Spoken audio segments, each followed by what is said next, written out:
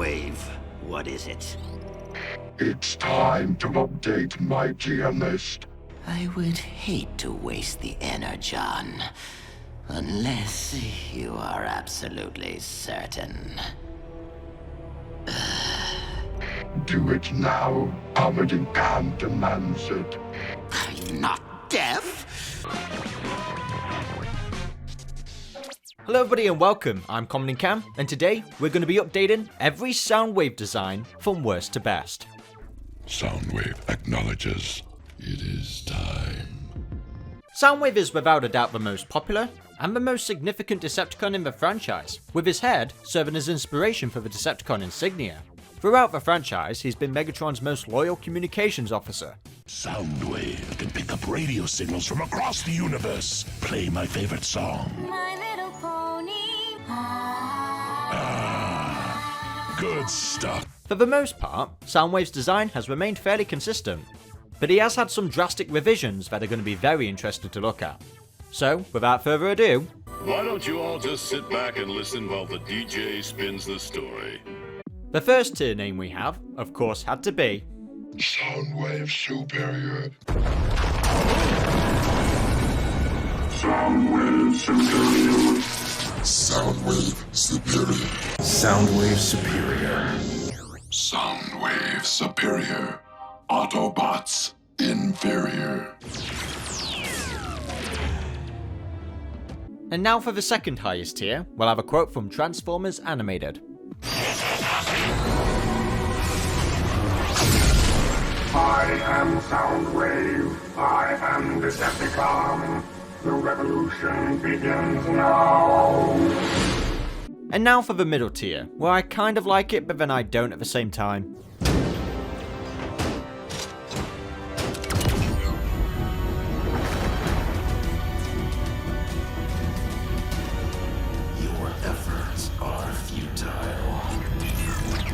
And now for the second lowest tier, we'll have a quote from Transformers EarthSpark.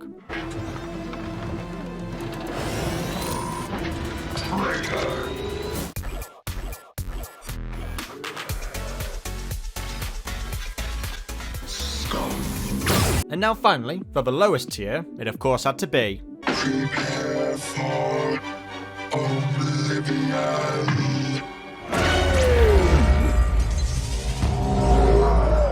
First up in Generation 1, we have the original toy. With an awesome and simple design like this, it's no wonder that it became the most popular Decepticon. Now I really do love all the details on the stickers, of course it gets cleaned up when it comes to the cartoon, but as for the toy, such a great design. I love the cassette, it's just one of the main iconic features of Soundwave, it never gets old. I'm so glad they're going to be doing a reissue for the 40th anniversary, of course more aligned to the cartoon colours, but still nonetheless I'm glad that this design, still to this day, is getting re-released. Because this is without a doubt my most sought after Generation 1 toy. Oh, wow. Look what I found. Hand it over, son. Ow! It bit me! Soundwave hasn't reported back in days. Where can he be? Megatron! I think I've found him! eBay. Request permission to buy it now! I really don't have any complaints on this original toy. Of course you can have the debate of do you prefer the yellow visor or the red visor. I much prefer red, but either way, I like both. Released in 1984, and it's still superior today. Now in 2013, we got a special edition with Linkin Park colours. And as far as repaints go, this isn't all that bad. I really do dig the gold and black here, especially on the cover. When you actually see it in full-on robot mode in toy form, it is just kind of this all gold. And with me being a massive Linkin Park fan, this is definitely more appealing to me. Only 2,000 of them were made, so there goes my chances of getting one. Now let's move on to the cartoon design. Now yes, it's more toned down and a lot of areas have been cleaned up for animation purposes, but honestly, simple is not always a bad thing. I don't think this design would be the same without that iconic voice by Frank Welker. Laserbeak. Autobot alert.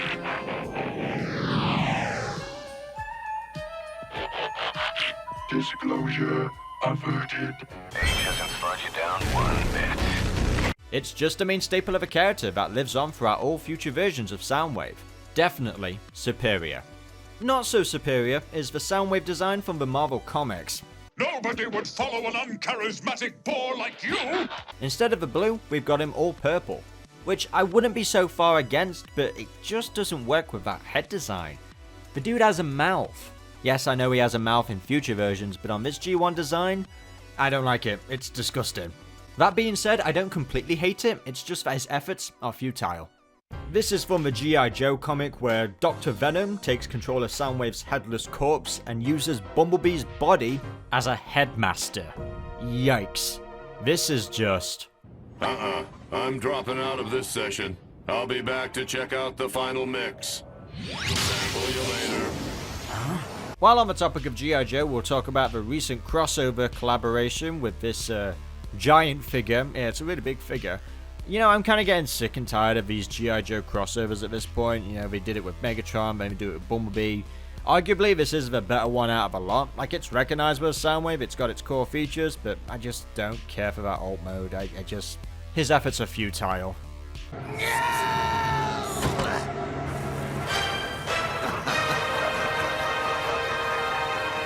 Now we have Beast Wars Soundwave, who is both a bat and an alligator. I don't know why, it's just trying to keep the trademark name, and you know what, he's a little trooper. He never appeared in the show, and I imagine if he did, he would have some sort of Soundwave power, you know, with him being a bat or some... I don't know, I hate it.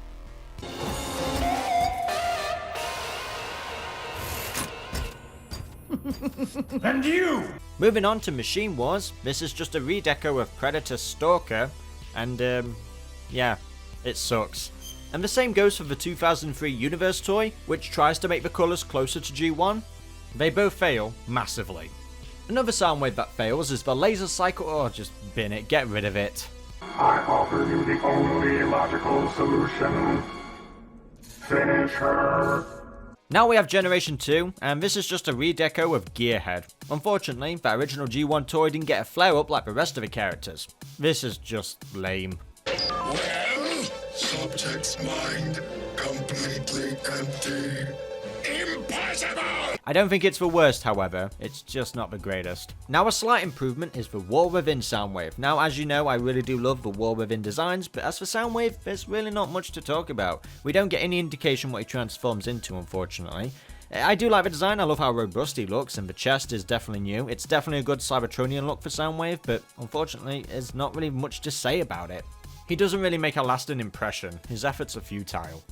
Now what does make a lasting impression is the Cybertron Soundwave. What up? All you bots out on the floor, get ready to rock it. By far the most wackiest Soundwave we've ever had. I let my skills speak for me. Where did he find these clowns anyway? I just like to call him the DJ Soundwave. He's got a really cool design as well. I really would have loved to have had this toy as a kid. Sadly, I sort of phased out when it came to the Cybertron era, but I really do like the Cybersonic stealth bomber we've got going off here. Very similar to a Nighthawk aircraft, and I think for Soundwave, it really does work. This isn't going to be the last time he adopts a stealth aircraft. And I really would like an updated Legacy toy. I think this is the first time I'm going to put a Cybertron design in the highest tier. Looks like it's time to drop some science on you all. Next up, let's talk about the GOAT, the Transformers animated Soundwave.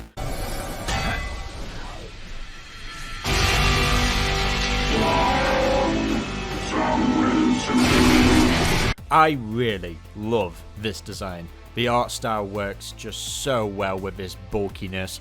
As a kid, I used to add so much more to this Soundwave design. Like, I don't know why, I was just obsessed with it. It's a shame he didn't have like a pivotal role in the main show. Like, yeah, I like the creative idea behind it, but it's a shame that he was never there during the Great War. Like, he wasn't part of Megatron's ranks.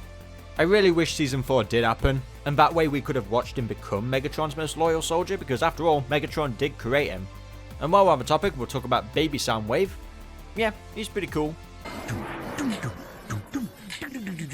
Now in the two-parter episode, Human Error, we did get some reskins of this Soundwave design. We have the electrostatic and the electromagnetic, and this counts because it's all the same version of Soundwave. The electrostatic, of course, pays tribute to Sound Blaster. All versions of this design are just absolutely amazing. Okay. Maybe I just have Soundwave on the processor. Now let's go for an obscure one. We have concept art for the Transformers All Hail Megatron comic, where he would have transformed into a modern version of a micro cassette recorder.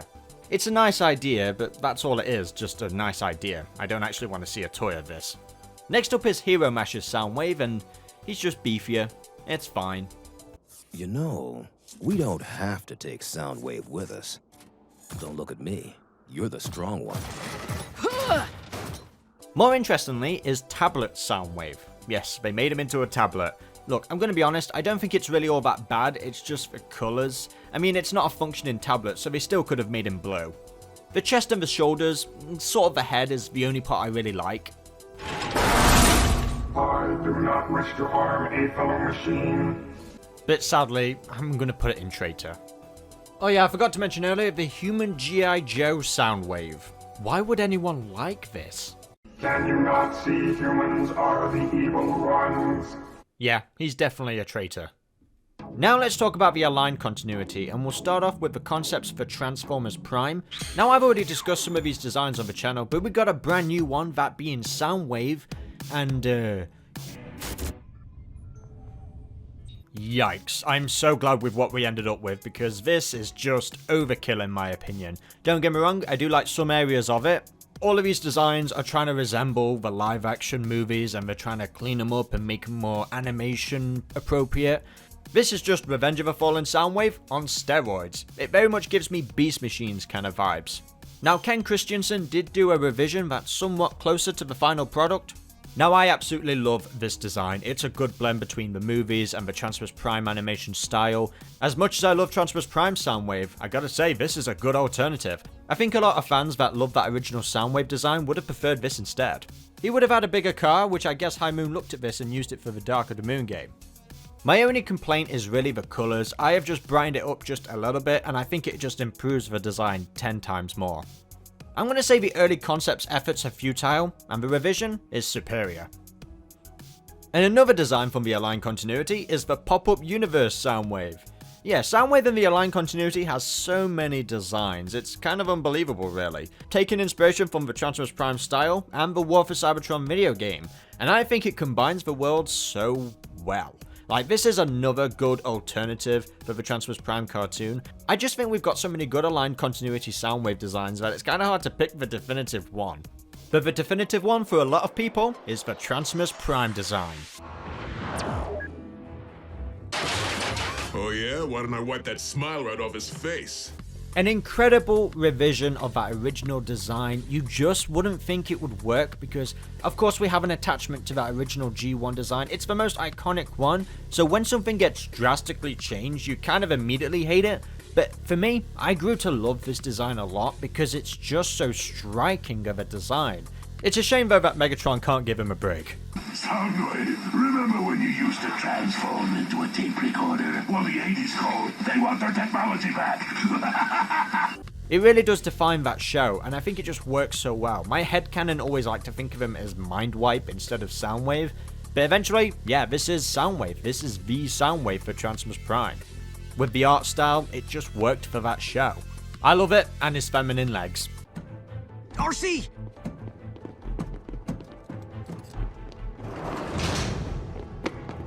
It's Soundwave! And his vow of silence throughout the entire show was just another great staple of the character. Another way of intimidation and just proving how scary he is. As a kid, I wanted Soundwave to speak, but then when he eventually did, a part of me was like split on it because I loved it, but at the same time I was like, yeah, kinda would have preferred him to just stay quiet. Regardless, it's still one of the best moments in the show for me. Now, the unique thing about the character is that he didn't have a face. Well, the Titan comic did give him a face, and I'm not going to include it because I just like to forget that this exists. You have something to say, Soundwave? We did get to see a Cybertronian mode, which is fine. It's a Cybertronian mode, you know, we don't know actually what he transforms into. But it's cool. It's basically somewhat similar to his eventual Earth mode anyway. He was just a bit more bulkier. Now with Season 3 Beast Hunters, a lot of characters got updated designs and paint jobs, and unfortunately, Soundwave got one too. This is absolutely disgusting. I'm so glad this never actually happened in the show. It would have just ruined his character.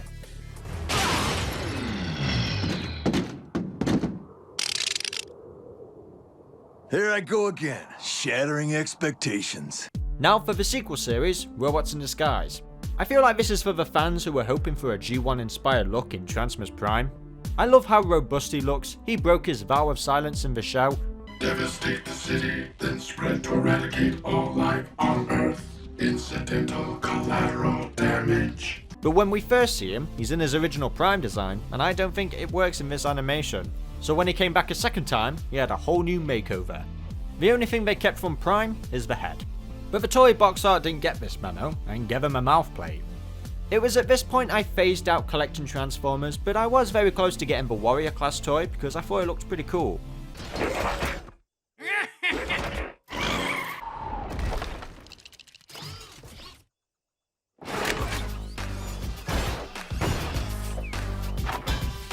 Yeah, I think this one belongs in Superior. What's not so superior is the RID Tiny Titan Soundwave.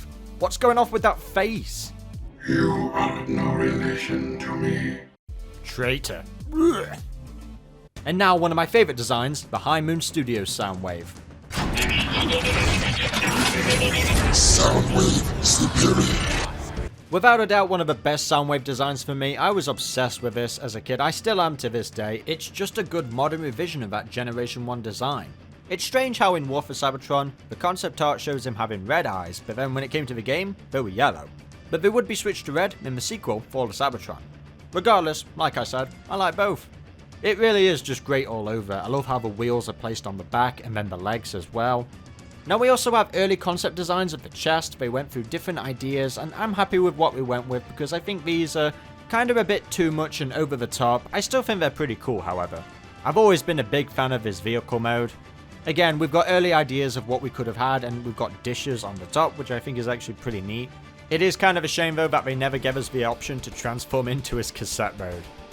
I so desperately wanted the original Generations War for Cybertron figure, and I'm hoping with the Studio Series Gamer Edition, we can get an updated Soundwave toy.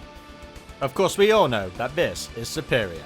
Not so superior is the Knights of Unicron Soundwave. Yep, this design got a rock and roll version as well. I will say I definitely like it better than the Megatron one, but still at the same time. Time to change your tune, Soundwave. Operation Face the Music.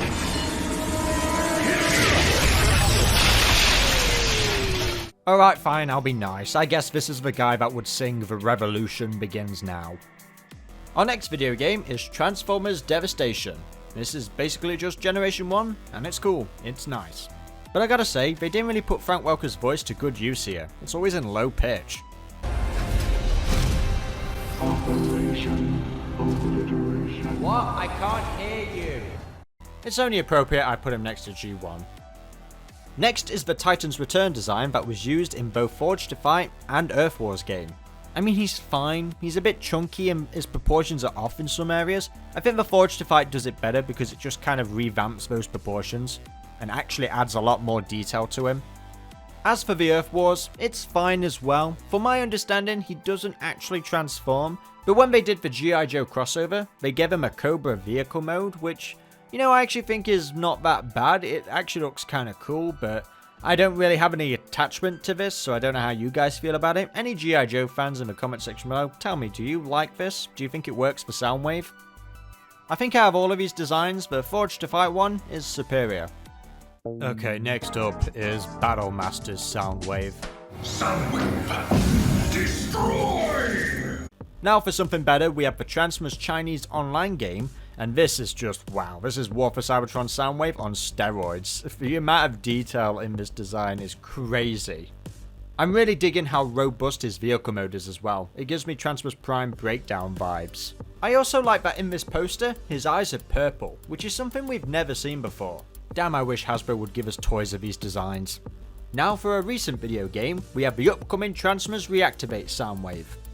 Now we got a sneak peek of an early version of this design, which I think looks really cool. I can't put it in Superior because we can't see the full design. I love the head and the chest, which harkens back to the High Moon design. But as for the final result, I really do like this. I think it's a solid Soundwave design. There's just a part of me that kind of prefers the early concept design. That head just looks 10 times better. Yet again, bizarrely enough, on the box art, his eyes are yellow, but when it comes to the game and the toy, they're red. And speaking about the toy, it could have been better. That backpack is just very distracting. It would have been okay if the design itself had that big of a backpack, but you can tell it doesn't, so that's just bad engineering on Hasbro's part. But regardless, it's not the worst. The toy is a hit or miss, but the early and final designs go side by side with each other. Alright, bring him in. We have Angry Birds Soundwave. Look, like I said with Jazz, it's not that bad. You can tell it's Soundwave, you can tell it's the character. You just gotta kind of deal with the fact that his face is a pig. He's got a mustache. Or is that, what kind of mustache is that? I don't know. A handlebar? Whatever, it's a fancy mustache. I'm sorry, Angry Bird fans, but...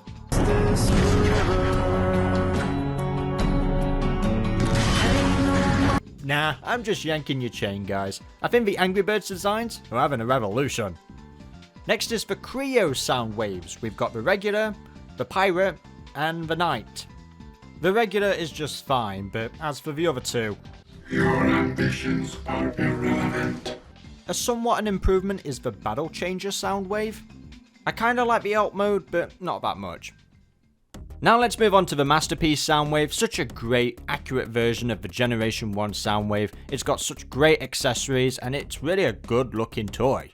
It may not be cartoon accurate, but this was released in 2013, and it's still impressive today. But they somehow managed to make it look absolutely ugly with the Year of the Goat edition. Yeah, no, this dude ain't the goat. Wrong again, you dipstick tape deck. Yahoo! Yeehaw! I gotta say, despite how good the Masterpiece mode is, it's not quite as good as the KO-RPO-1 Acoustic Wave Soundwave. A fantastic third-party toy, it's like it just came straight out of a cartoon. This is without a doubt a masterpiece. Next up we've got the Action Masters and Titanium Soundwave, and these are just little robot men. The torso on that Titanium is just terrible. I kinda like the chest though. It's just Soundwave, but he's shrunk. I don't like Action Masters, they can't even transform. I mean, they're fine. But your efforts are futile. Now let's move on to the Constructor Bots. And I think out of all of them, the Soundwave one is somewhat the better one. I really like that face design and the chest as well. And those two cannons on the shoulders look really cool as well. And I really do like his alt mode, it gives me Cybertron kind of vibes. Not a bad looking alt mode for Soundwave. At the end of the day, this line is a hit or miss with people. You either really love them, or you really hate them, or you just like some aspects about it. It's really just about building your own Transformers figure. And for me, for the most part, it doesn't really work. I often tend to put these guys in the lowest tier. But I actually really like this Soundwave design. At least this Transformers toy has a gimmick. Now let's move on to comics. We have Hearts of Steel, and Soundwave doesn't really appear in this comic, only as a background character. And you can tell, I mean, that design does not look good. This is one time where I don't like the Hearts of Steel design. I do like his alternate modes, however. These were concept arts that never made it, but I really do like this. It definitely fits the theme of that comic, but the robot mode that we can see, that's hideous. Not for me. Another weak design is the Robots in Disguise Soundwave. This is like an origin story, so he's pretty naked. It's just a plain design. There just really isn't anything to say about it. Now we'll talk about the both Revolution and the Optimus Prime one. I like both styles. The Revolution is definitely more like the Bumblebee Movie Soundwave with just an alternate head. I mean, at one point in the comic, his arms get completely destroyed. As for the Optimus Prime one, I really love the art style and the proportions. They work really well. I really do like the tires on his legs. Now let's talk about the Back to the Future Soundwave, which is based on the music label Soundwave, which actually plays music. This was released in 2007, and it took them that long to actually make a functioning Soundwave player. Now they did attempt this in 1985, but he's just a big chunk. I am Big Trunker Soundwave. I don't want to see your ugly face, just a button that says erase. My tapes, you've erased my tapes. Cowards! Is there no one I can depend on? Yeah, not only is the toy cool, but also the design. I love how it's proportioned. It's so cartoony-like. It's like a modern version of that original G1 Soundwave. I always remember this design from the NGS Smooth skits as well. Shut up! See? This guy's a I'm not gonna work with him. Alright, now let's move on to the IDW Soundwave, and we have his first design here, which very much resembles the War for Cybertron and Fall of Cybertron game, but it's like a beefed up version of it. I really like this a lot. Like the extra stuff on the side of his head, like it's just excellent, and his shoulders as well with turrets on the side. I really didn't think that you could add anything else to this design because it was already perfect, but they've done it. They've somehow managed to do it. Now for his second design, which is an Earth mode. I love this so much. I love how robust he looks with the tires and then the extra armory. He's just ready for action, you can just tell. You don't want to mess with him. It's a really good vehicle mode. Often fans debate on what is the best Earth mode for Soundwave other than a cassette, and I think this is one of them. This is my ideal version of what Soundwave should transform into on Earth. Both of these designs are S tier, so they'll go side by side with each other. Something to completely ruin the mood is the League of Steel Soundwave. I'm going to smash this to pieces. Sounds good to me.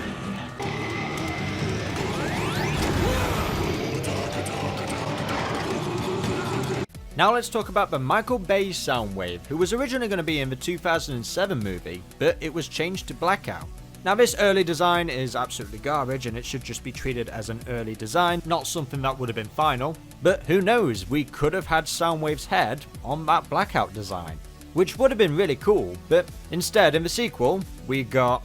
Bonsoir? What? Who is this? Oh, for Pete's sakes. I'm not impressed with your perverted mouth breathing. I would say it was a shame we never saw his body, but honestly the satellite looks better. Now while yes, logically it makes sense for Soundwave to be a satellite, it works for the plot of the movie, but to say that this is his first live action debut, it's a very stiff performance. But at least Frank Welker, the original voice actor, returned to voice him. Soundwave acknowledges. Now he's just Dr. Claw with the sound, but no waves. Now when you take a look at the early concept designs, you can just tell how much more cleaner it is compared to the Protoform version. But I still think it's kind of hideous of a design. That face, it's like a Mixmaster face. It's just not Soundwave, there's just no resemblance at all, and if he actually did go with this, there would just be tons of backlash. Now the toy resembles nothing of these early concept designs and the Protoform because they just went with something completely different. They had to try and make something work with this satellite mode. The only thing that resembles the early designs is the 3 circles in the chest. And you know what, this actually looks better, even though I don't like it as a Soundwave design. I do remember enjoying playing as this Soundwave in the Revenge of the Fallen game, so at least they got some use out of that design. I mean, the toy was fine to play with, but honestly, for the first live action Soundwave design, they could have done so much better. You poor excuse for a sound system. All talk, no shock. Next up is Dark of the Moon, and this is without a doubt a massive improvement over Revenge of the Fallen. He transforms into a flash Mercedes, which is used for a twist in the plot of the film. It is one of my favourite live action Michael Bay designs, and I think it's just because of the speakers all over the arms. I think that's a really cool touch, and the way how the wheels look on the back. I just really like that chest design. I know it's not your traditional G1 inspired Soundwave design, but I think for the live action films, this is actually pretty good. It's an underrated design, I think. I do think a majority of fans would have been happier if he had his Generation 1 colours, and while thanks to a DeviantArt artist Barricade24, he did a mock-up of what that could have potentially have looked like, and I think it looks really badass. Sometimes all these Bay designs need is a little bit of colour to satisfy everybody. We also have the Dark of the Moon video game Soundwave, which is slightly different compared to the movie. The only real differences is the head design, and then of course the vehicle mode where he's a much more bigger car, similar to the original Transformers Prime early concept designs. Sadly, at least in my opinion, none of the toys have been able to capture this design perfectly. There are some third-party toys, and one of them I actually own, and it's got its issues. The only one I really do like is the Human Alliance one, but this toy has definitely skipped leg day. Ugh, they've just all failed massively. Bruh, you gotta teach them about respect. This was all business, but now it's personal, do you understand me? I understand. No prisoners, only trophies. And that's all, folks. Man, that is a lot of live action movie Soundwaves. Moving on to the Mighty Mug Soundwave, I definitely prefer the one on the right. It's got more detail on it, a big improvement. Also, why does he look so sad? He's tripping cause he got served. Not so bad either is the Funko Pop Soundwave. I actually really like this, the detail's pretty cool. I think the reason why I like it is because you can't tell it's a Funko Pop, like it's not got those weird eyes. Next up we have an unused concept design for Classic Soundwave. This was probably going to be a Voyager class. This never got any colour, but thanks to DeviantArt artist Twincast X, he brought this thing to life, and I really do kind of dig it now with colour. The transformation seems a bit plain and generic. You know, I'm not really a big fan of the back of the car being the front torso. I don't think it works for a Soundwave design, but you can see how it's paying tribute to that cassette window. I don't know. It's still a shame that we never got this. Next is the dreaded bot shots. Yep, you're done. Next up we have Q Soundwave. Now I really like these little guys a lot, but I've just started to realize that not a lot of people do, so I feel like I'm the only one that likes them. You would do well to take a cue from Soundwave on occasion, and keep things to yourself. Vow of silence. Such a cop-out. Now I know a lot of people like the War for Cybertron Soundwave, at least the toy, but when it comes to the Netflix series, I hated him in the show. His voice was awful. He was an uncharismatic bore. Hey, nobody calls Soundwave uncharismatic. Yeah, let's kick tailgate. I'm sorry guys, I just hate it. Big talk. Let's see if you can back it up. I mean, come on, just listen to this. Lord Megatron, detected a low-frequency transmission. It's literally dog piss. Like, I literally can't hear anything he is saying. It's just bad noise. Lord Megatron, analysis of the signal is complete. The code was created to travel from point to point. Scrap this. Now as for the design, I actually really like it. It's a good revamp of that G1 design, but I don't care for the vehicle mode or the alt mode, whatever. It's just dumb. And I actually own this toy as well. I did get this. If we don't talk about the character in the show and just the toy on its own, it's alright. It's pretty good. Now let's talk about the Cyberverse Soundwave. Now this one is definitely superior.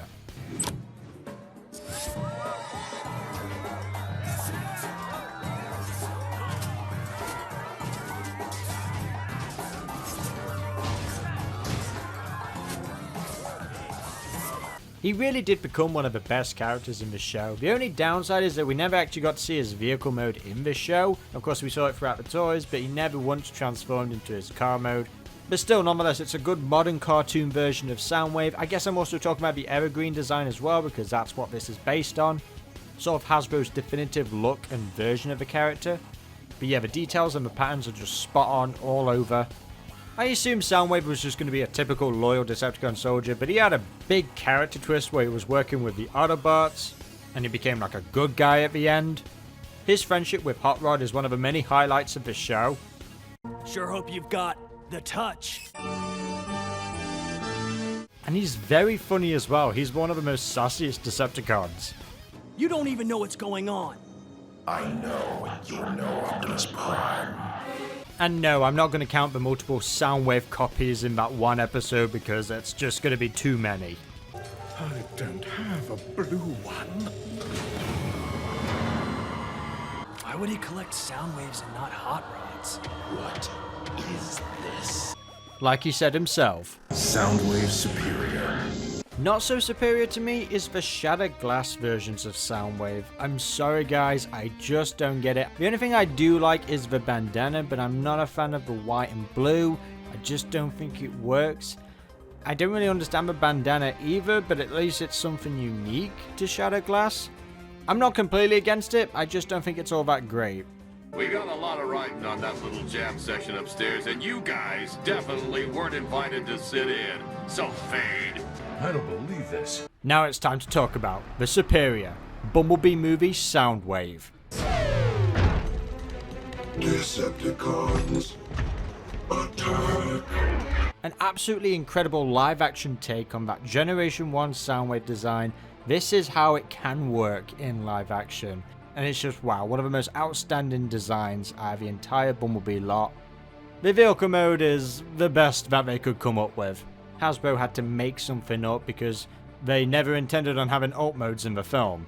Well, we were never going to see these guys transform, they only appear for a few seconds. Soundwave out of all of them gets the most screen time, thank God. But that Cybertronian mode is just what it is. I'm never going to ever transform my studio series to that because he just looks great in robot mode. Now we have recently got an XM Studio Soundwave which takes heavy inspiration from this Bumblebee movie design, but it just like tweaks a little few areas, goes more excessive on the detail. The head sculpt is brand new as well. I really dig this head design, I think it's really cool. Either way, the Bumblebee movie and this XM Studios is really great for a live action Soundwave.